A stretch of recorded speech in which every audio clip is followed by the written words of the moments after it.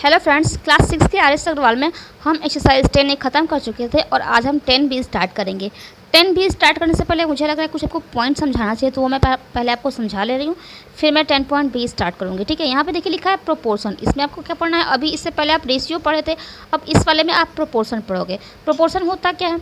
If two ratio are equal, अगर दो ratio आपका इक्वल रहेगा तो उसी को हम क्या कहेंगे? We say that they are in proportion. तो हम उसको बोल सकते हैं कि वो जो है वो प्रोपोर्शन में है। एंड यूज़ सिंबल, ये आपका प्रोपोर्शन का सिंबल है या फिर इक्वल का, ठीक है, जो कि आपका टू रेशियो को इक्वल शो करके दिखाता है। अब यहाँ देखिए 4 नंबर इन प्रोपोर्शन, यहाँ पे देखिए 4 नंबर रहेगा। A B C D are said to be in proportion if A ratio B equal to C ratio D. अगर A B C D 4 number हैं तो वो प्रोपोर्शन में तब कहलाएंगे जब ए रेशियो बी आपका बराबर हो जाएगा सी रेशियो डी के। और अगर बराबर हो जाएगा तो हम लिखेंगे कैसे उसको? A ratio b proportion c ratio d. इसको पढ़ेंगे कैसे? A is to b as C is to D। ठीक है, अब यहाँ देखिए इसमें यहाँ पे A B C जो 4 नंबर दिया हुआ है, first second third fourth term जो दिया हुआ है प्रोपोर्शन में, उसमें जो फर्स्ट और फोर्थ टर्म कहलाएगा।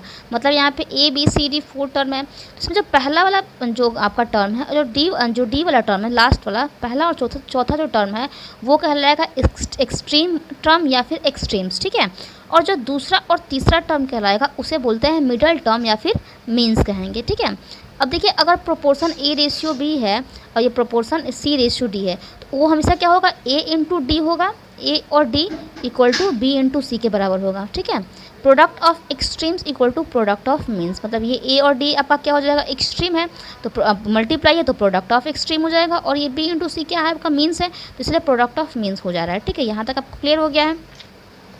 अब देखिए यहाँ पे एक्सरसाइज आपका जो 10 बी है, इसमें पहला आपका क्वेश्चन क्या है? Determine the following number are in proportion. मतलब यहाँ पे आपको बताना है कि ये जो है वो आपका प्रोपोर्शन में है कि नहीं है। ठीक है, तो यहाँ देखिए यहाँ पे आपको क्या करना है? मैं क्या कर ली हूँ? यहाँ पे 4/6 कर ली हूँ। इसको सॉल्व करने पे 2/3 थोड़ा शॉर्ट कर दी हूँ, 2 से डिवाइड कर दी हूँ तो ये 2/3 हो गया है।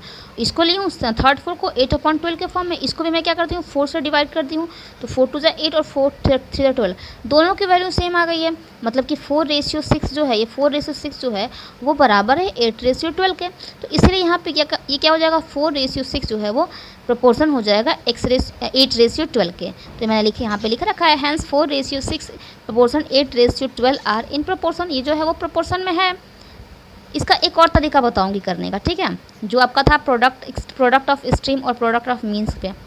यहाँ पे देखिए 7 12 7 42 13 78, इसको भी अपॉन के फॉर्म में, इन दोनों को अपॉन को फॉर्म में लिख रही हूँ। और इन जैसे मान लीजिए ए बी सी डी हो जाएगा तो A/B और ये C/D, दोनों को सॉल्व की हूँ, 7 से डिवाइड की हूँ, 1 टाइम में डिवाइड हुआ है, ये 6 टाइम है। ठीक है, इसको की हूँ 13 से ही की हूँ तो ये 1 हो गया है, और 13 6 से होता है 78, 1/6।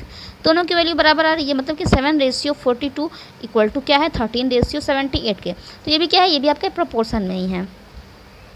3 वाला क्वेश्चन देखिए, 3 वाला क्वेश्चन है 33/121 और दूसरे वाले में की हूँ 9/96। इसको मैं 11 से डिवाइड की हूँ, 11 से क्यों? तो ये 3 टाइम में डिवाइड हुआ है और ये 11 टाइम में डिवाइड हुआ है। ठीक है, तो इसकी वैल्यू 3/11 आई है। इसको मैं डिवाइड की हूँ 3 से, तो ये 3 से 9 हुआ है, और ये 3 से 9 3 6 32 टाइम है। तो जो कि इसकी वैल्यू और इसकी वैल्यू बराबर आपकी नहीं आ रही है। ठीक है, इसका मतलब जो आपका है ये 33:121 इज़ नॉट इक्वल टू 9:96। तो ये क्या है? ये आपके प्रोपोर्शन में नहीं है क्योंकि ये इक्वल ही नहीं है। यहाँ देखिए इसको जब सॉल्व की हूँ 22/33 और दूसरे वाले को करी हूँ तो 42/63 है। ठीक है, डिवाइड की हूँ 11 से, 2 टाइम में डिवाइड हुआ है, ये 3 टाइम में डिवाइड हुआ है, और इसको डिवाइड की हूँ 21 से, तो ये 2 टाइम में डिवाइड हुआ है, ये 3 टाइम में डिवाइड हुआ है। दोनों की वैल्यू सेम आ रही है। तो यहाँ पे मैंने लिख रखा है कि ये जो दोनों रेशियो है वो क्या है? इक्वल है। इसका मतलब ये भी प्रोपोर्शन में है। 5th वाले को जब सॉल्व की हूँ सेम प्रोसेस वही है आपका, 32/48 एक वाले को कर दी हूँ और दूसरे को 70/21। इसको डिवाइड की हूँ तो इसकी वैल्यू देखिए सेम नहीं आ रही है। जब ये वैल्यू सेम नहीं आ रही है इसका मतलब ये जो रेशियो है वो आपस में इक्वल नहीं है। जब आपस में इक्वल नहीं है तो वो प्रोपोर्शन नहीं होगा। मैंने लिख भी रखा है आर नॉट इन प्रोपोर्शन। और 6 वाला क्वेश्चन भी सेम वही है, 150/200 और दूसरा वाला है 250/300। इसको सॉल्व करी हूँ तो इसकी वैल्यू भी सेम नहीं आ रही है, तो ये भी क्या है? आपका प्रोपोर्शन में नहीं है। ठीक है, सेकंड क्वेश्चन देखिए, सेकंड भी सेम वही है, आपको वेरीफाई करना है कि मतलब ये प्रोपोर्शन में है कि नहीं है। आपको प्रोसेस भी सेम टू सेम पहले वाले क्वेश्चन की तरह ही है। वहाँ पे बस डिफरेंस क्या है, वहाँ पे बोल दिया determine the following number are proportion in proportion और नॉट, ठीक है। और यहाँ पे सेम चीज़ें वही बोल दिया, वेरीफाई करना है कि मतलब ये प्रोपोर्शन में है कि नहीं। तो आगे प्रोसेस जो है वो आपके सेम ही जाएंगे। तो यहाँ भी मैं सेम टू सेम वही वाला प्रोसेस यहाँ पे यूज़ की हूँ। ए अपॉन बी के फॉर्म में इसको लिख ली हूँ और इसको सी अपॉन डी के फॉर्म में लिख ली हूँ, डिवाइड करी हूँ, ठीक है। तो इसकी वैल्यू जो है आपकी ये 12 से की हूँ, 15 से की हूँ, इसको 15 4 60 और 15 7 75, ठीक है। और उसी तरह इसको मैं की हूँ 21 से, तो ये 4 टाइम में डिवाइड हुआ है और ये 7 टाइम में, दोनों की वैल्यू बराबर आ रही है। मतलब ये वेरीफाई हो गया कि ये जो दोनों है वो क्या है, ये जो क्वेश्चन दिया था वो क्या था, वो पूरा प्रोपोर्शन में है।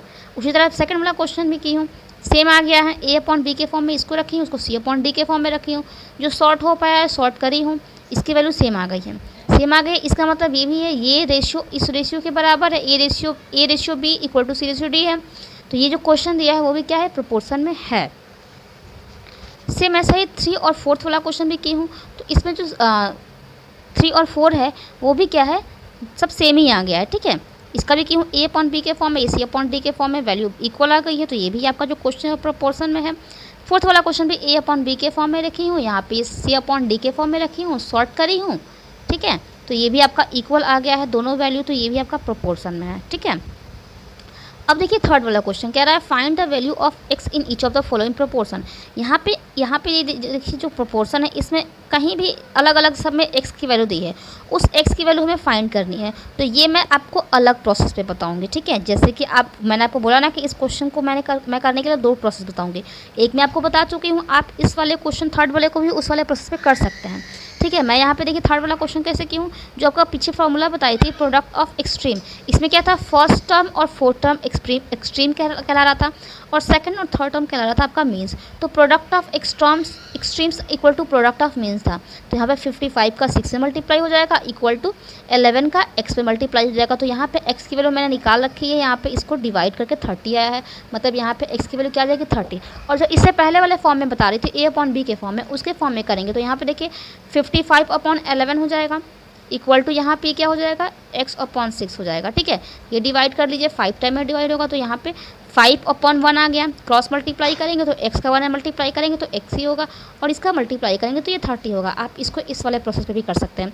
इसी तरह जो क्वेश्चन नंबर यहाँ पे ऊपर वाले क्वेश्चन थे, अगर आपको उसको करना है यहाँ पे, अगर इस वाले प्रोसेस पे product of extreme equal to product of means पे, तो यहाँ पे इसका इसमें मल्टीप्लाई करके देखिए और इसका इसमें मल्टीप्लाई करके देखिए, दोनों की वैल्यू सेम आएगी यहाँ पे, तो इसका मतलब वो क्या होगा, वो प्रोपोर्शन में होगा, ठीक है।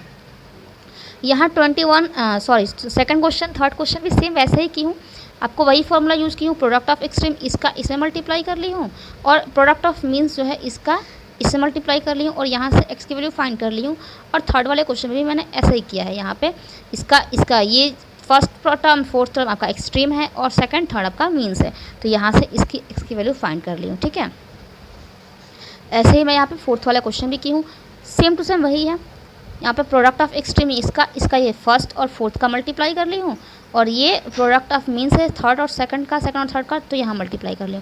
तो अगर आपको इस वाले फॉर्मूले पे करना है तो आप इस वाले फॉर्मूले पे करिएगा, या फिर जो मैंने आपको बताया है एक ए अपॉन बी के फॉर्म में, जैसे यहाँ पे एक्स अपॉन यहाँ पे क्या हो जाएगा अपॉन में 92 इक्वल टू यहाँ पे ये आपका ऐसे अपॉन में ही चला जाएगा, क्रॉस मल्टीप्लाई कर लीजिए यहाँ पे, तो ये हो जाएगा 116 into x equal to 92 into 87। फिर यहाँ पे x की वैल्यू रखिए, तो यहाँ पे 92 into 87 upon 116, same to same यही वाली वैल्यू आ गई, ठीक है। और यहाँ पे जब सॉल्व करेंगे तो आपका ये 16 आ जाएगा। तो आपकी मर्जी, आपको इस वाले पे करना है तो आप इस वाले फॉर्मूले पे करिए, आपको ऐसे करना है तो आप ऐसे करिए, जैसे आपको समझ में आ रहा है, ठीक है। फोर्थ वाला क्वेश्चन देखिए, फोर्थ में कह रहा है T for true and F for falls in each case. आपको सॉल्व करना है, फिर बताना है कि जो स्टेटमेंट दिया है वो ट्रू है कि फॉल्स है। मतलब ये बताना है कि 51:68 इस इन प्रोपोर्शन 85:102, इसको करना है। तो मैंने यहाँ पे क्या लिखा है, मैं प्रोडक्ट ऑफ मीन्स वाले पे की हूँ, प्रोडक्ट ऑफ मीन 68 और 85 का मल्टीप्लाई कर ली हूँ तो ये आया है, और प्रोडक्ट ऑफ एक्सट्रीम का मल्टीप्लाई की हूँ इसका और इसका फर्स्ट और फोर्थ का, तो यहाँ पे ये आया है। दोनों की वैल्यू अलग अलग आ रही है अलग अलग, तो ये जो है वो आपका product of means is not equal to product of extreme है, तो इसलिए यहाँ पे ये स्टेटमेंट क्या दिया है, फॉल्स दिया है। ऐसे ही मैं यहाँ पे आपको क्वेश्चन सेकंड भी करके दिखा रही हूँ। सेकंड क्वेश्चन में क्या लिखा हुआ है, सेकंड में है 36 रेशियो 45 प्रोपोर्शन 80 रेशियो 100, ठीक है। यहाँ पे तो अगर हम प्रोडक्ट ऑफ अगर हम मीन्स को मल्टीप्लाई करते हैं, मतलब सेकंड थर्ड को, तो 45 इंटू 80 होगा। इसका मल्टीप्लाई करेंगे तो 8 5 40 और 8 4 32, ये आ रहा है।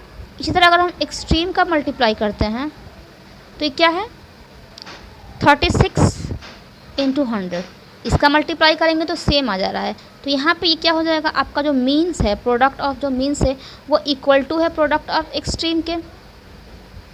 तो ये स्टेटमेंट आपका फॉल्स, ये स्टेटमेंट आपका क्या हो जाएगा, ट्रू हो जाएगा।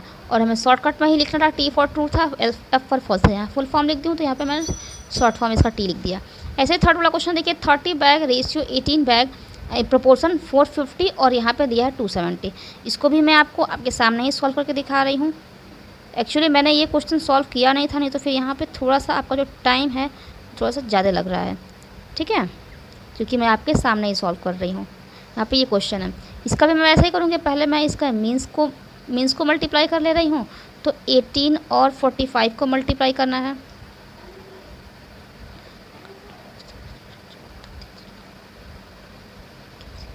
इसकी वैल्यू ये आ गई।